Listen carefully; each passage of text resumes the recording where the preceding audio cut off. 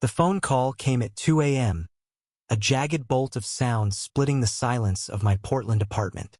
It was Eli, his voice trembling through the static, saying, "James, I need you. Now." 40 years of friendship, and I'd never heard him sound so broken. I threw on a jacket, grabbed my keys, and drove through the rain-slicked streets to his house in Selwood. The city was a blur of neon and mist, but my mind was sharper than ever, replaying every moment we'd shared since we were kids in 1980s Chicago. Two misfits who found each other in a world that didn't quite fit. Eli, with his wild curls and fearless laugh, had always been my anchor. But tonight, something was different. Something was unraveling. When I pulled into his driveway, Eli was waiting on the porch, his silhouette hunched against the drizzle. At 58, he still had that boyish charm, gray streaks in his hair, broad shoulders, and eyes that held 1,000 secrets. I stepped out, my boots splashing in a puddle, and called, "You okay, man?" He didn't answer, just motioned me inside. The living room smelled of cedar and old books, a familiar comfort. Eli's house was a shrine to our shared history, photos of us at music festivals, hiking the Appalachians, toasting at my sister's wedding. But tonight, the air felt heavy. He sat on the couch, hands clasped, staring at the floor. "James," he said, voice barely above a whisper, "there's something I've never told you." I froze. In 4 decades, Eli had never held back. Not when he dropped out of college to chase a band across the country. Not when his mom passed and he cried in my arms for hours. Not even when I confessed my own doubts about who I was, back when we were too young to understand. But now, his hesitation was a wall, and I didn't know how to climb it. "Whatever it is, Eli, I'm here," I said, sitting beside him. My heart thudded, a warning I couldn't name. He looked up, his hazel eyes catching the lamplight. "I've been in love with you since we were 16. The words hit like lightning, electric and shattering. My breath caught, and the room seemed to tilt. 40 years. 40 years of late-night talks, shared beers, and quiet moments I'd never questioned. How had I missed this? "Eli, I started, but he cut me off. "Don't. Just listen." His voice cracked, and he ran a hand through his hair, a gesture so familiar it hurt. I didn't know how to say it back then. It was the 80s, James. Being gay wasn't just a label, it was a risk. I saw what happened to guys like us. I watched my cousin get disowned, beaten, left on the street. I was terrified. I wanted to reach for him, to bridge the gap that had suddenly opened between us. But my hands stayed rooted in my lap. "Why now?" I asked, my voice hoarse. "Because I'm tired of lying," he said. "And because last week, when you told me about that guy you met, Mark, the one you're thinking of dating, I realized I might lose you. Really lose you." The room spun again. Mark was new, a spark I'd only just started exploring. I was 58, divorced, and finally embracing my bisexuality after years of denial. But Eli's confession was a tidal wave, washing away every certainty I'd built. "Eli, I don't know what to say." My words felt inadequate, like trying to catch rain in a sieve. "You're my best friend. You're everything." He smiled, but it was laced with pain. "I know, and that's why I stayed quiet. I didn't want to ruin this." He gestured to the space between us, the invisible thread of our friendship. "But I can't keep pretending it's enough." The rain tapped against the windows, a soft counterpoint to the storm in my chest. I thought of every moment I'd leaned on Eli, when my marriage crumbled, when my daughter moved across the country, when I came out to him 5 years ago, nervous as a teenager. He'd been there, steady and unshakable. Had I been blind to what he felt? Or had I known, deep down, and chosen not to see?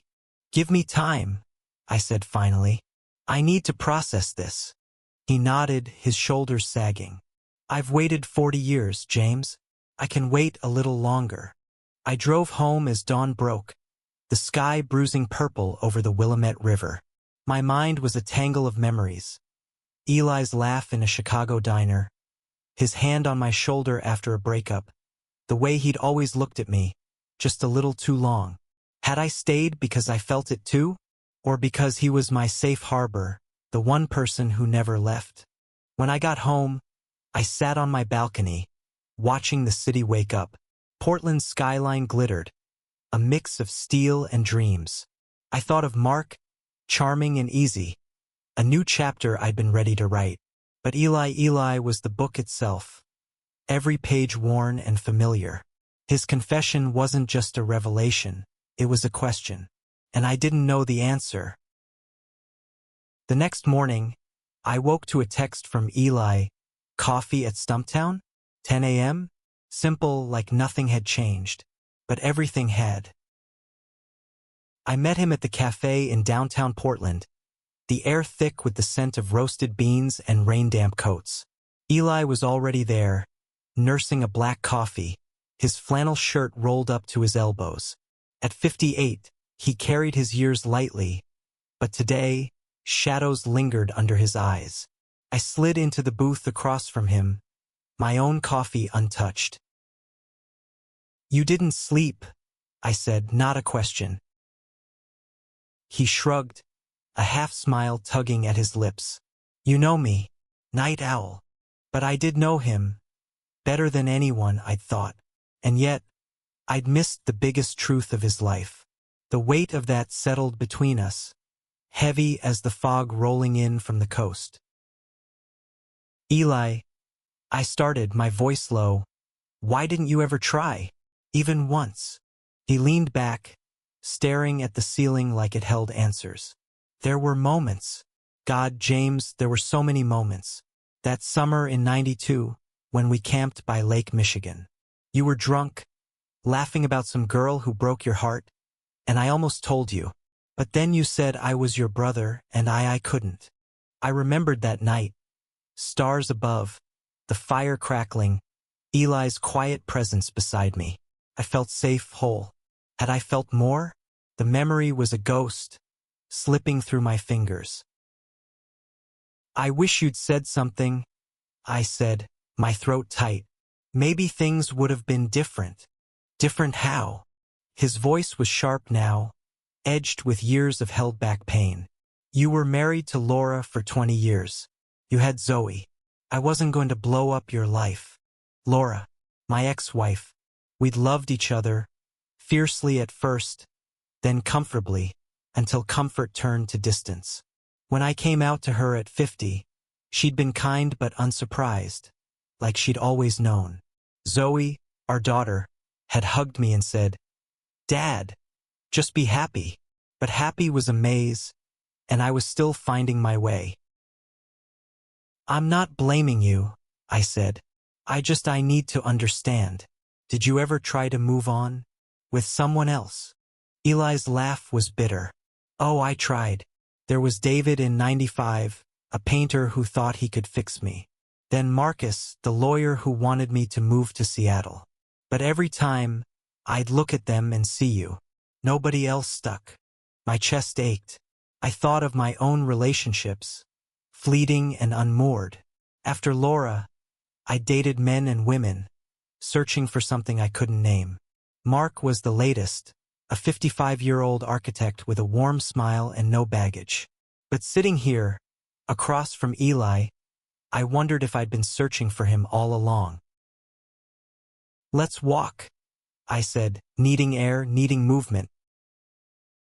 We wandered through Portland's Pearl District, past art galleries and bookstores, the city alive with Sunday morning energy. Eli's shoulder brushed mine as we crossed the street, and I didn't pull away. Felt right. Dangerous, but right. "Tell me about Mark," Eli said suddenly, his tone careful. I hesitated. "He's kind. Funny. We met at a gallery opening last month. He's uncomplicated." Eli nodded, but his jaw tightened. "Do you love him?" The question was a blade, clean and sharp. "No," I admitted. "Not yet." Maybe not ever. We stopped at a park, where kids laughed on swings and dog walkers chatted. Eli sat on a bench and I joined him, our knees almost touching. "James," he said, "I don't expect you to feel the same. I just needed you to know. Because hiding it was killing me." I looked at him, really looked. The lines around his eyes, the curve of his mouth, the way he held himself like he was bracing for a blow. And for the first time, I let myself imagine it. Us, together, not as friends but as something more. The thought was terrifying, exhilarating. "I'm glad you told me," I said, "but I need time. It changes everything." He nodded, his hand brushing mine for a fleeting second. "Take all the time you need." That night, I lay awake, replaying his words, his touch. I thought of our past. Eli cheering at my college graduation. Eli helping me move after the divorce. Eli always there, steady as the tide. And I thought of the future, a question mark I wasn't ready to answer. The next week was a blur of avoidance and ache. I canceled a date with Mark citing work, but really, I couldn't face him. Not when Eli's confession was a live wire in my mind, sparking every time I closed my eyes.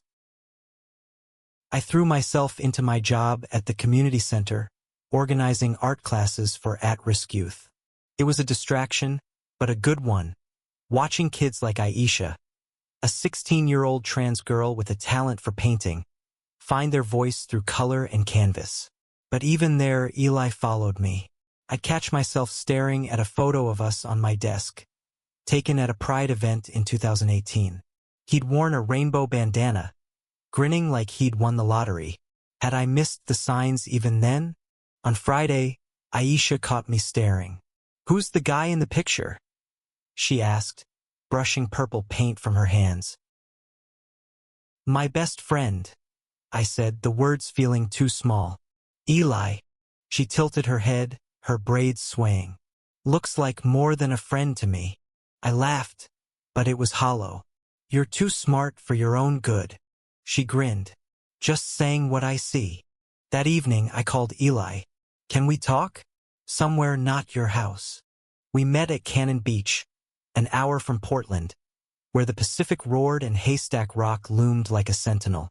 The wind was sharp, cutting through my jacket, but Eli looked at home, his hair whipping in the breeze. At 58, he was still striking broad-chested, with a quiet strength that drew eyes. I wondered how I'd ever seen him as just a friend. We walked along the shore, waves lapping at our boots. "I've been thinking," I said, my voice nearly lost to the wind. "About us, about what you said." He stopped, turning to face me. "And I don't know what I feel," I admitted, "but I know I can't imagine my life without you.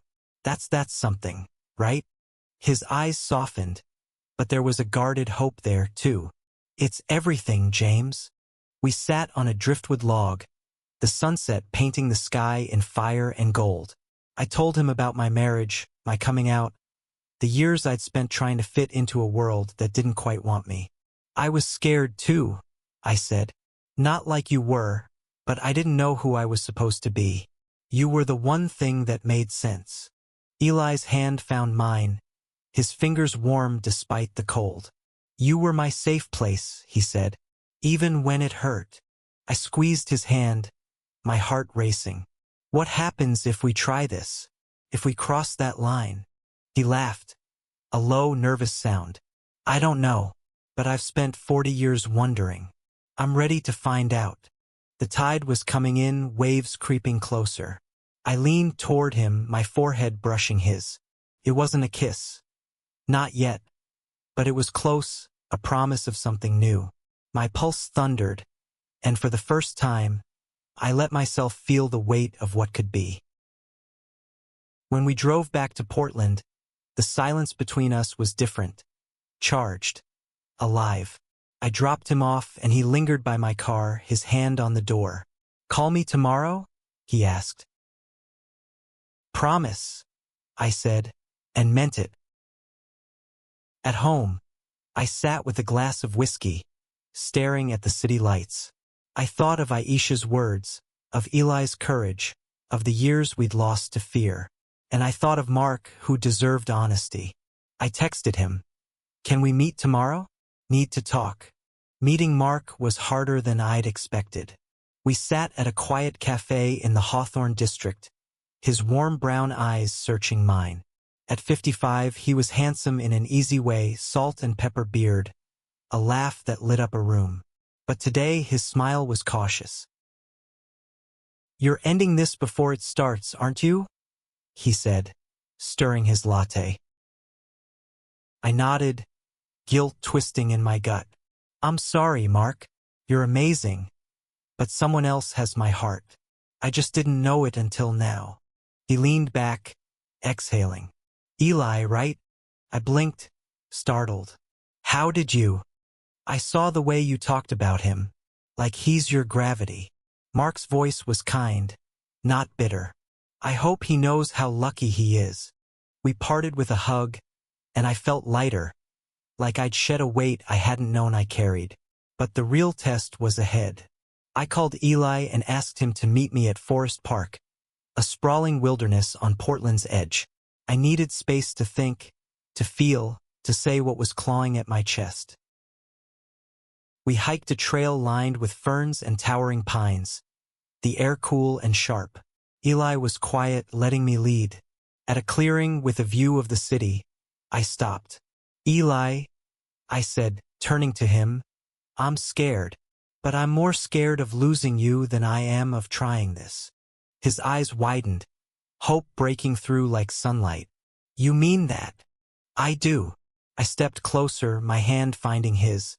"I don't know if I've loved you all this time or if I'm just starting to, but I want to find out. With you." He pulled me into a hug, fierce and warm, and I felt his heart pounding against mine. "James," he whispered, "I've waited so long for this." We kissed then, under the canopy of trees, the world falling away. It was soft, tentative, but it carried 40 years of longing, of unspoken truths. When we pulled back, his eyes were wet, and I realized mine were too. The weeks that followed were a dance of discovery. We went on dates, real dates, not just beers as friends. Dinner at a cozy Italian place in Alberta Arts, a jazz show in the Pearl, a weekend trip to the Oregon coast. Each moment was a revelation, peeling back layers of who we were, who we could be. But it wasn't all easy. I struggled with guilt. Over the years Eli had suffered in silence, over the life I'd built without seeing him. And there were moments of doubt. What if we ruined our friendship? What if love wasn't enough? One night, over dinner at his place, I voiced those fears. "What if we mess this up, Eli? What if we can't go back?" He reached across the table, his hand steadying mine. "We won't, because it's us. We've been through worse than this." His certainty anchored me, and I leaned into it, letting myself trust. We talked about the past, his fear in the 80s, my denial in the 90s, the way we'd both danced around the truth. And we talked about the future, daring to imagine a life together, not as friends but as partners. 3 months later, we stood on a cliff at Ecola State Park, the Pacific stretching endless before us. The wind carried salt and freedom, and Eli's hand was warm in mine. At 58, we were starting over, rewriting a story we both thought was finished. "I love you," I said, the words new but true. "I think I always have." Eli's smile was radiant, erasing the years of pain. "I love you too, James. Always will." We'd faced the world's judgment before, Eli in the 80s, me when I came out. But standing here together, we were unbreakable. I thought of Aisha, of the kids at the community center, of the generations coming up who'd face less fear than we had. Our love, hard-won and honest, was a testament to that change. That night, back at Eli's, we sat on his porch, sharing a blanket and a bottle of wine. The stars were bright, and Portland hummed softly below. I thought of the years we'd lost, but more of the years we'd gained, because we'd chosen each other, not out of habit, but out of truth. Why did I stay? I said, half to myself. Because you're my home, Eli. You always were. He kissed me, slow and sure, and I knew we'd write the rest of our story together. One brave, messy, beautiful page at a time. The end wasn't an end, but a beginning. And for the first time in 40 years, I wasn't afraid of what came next.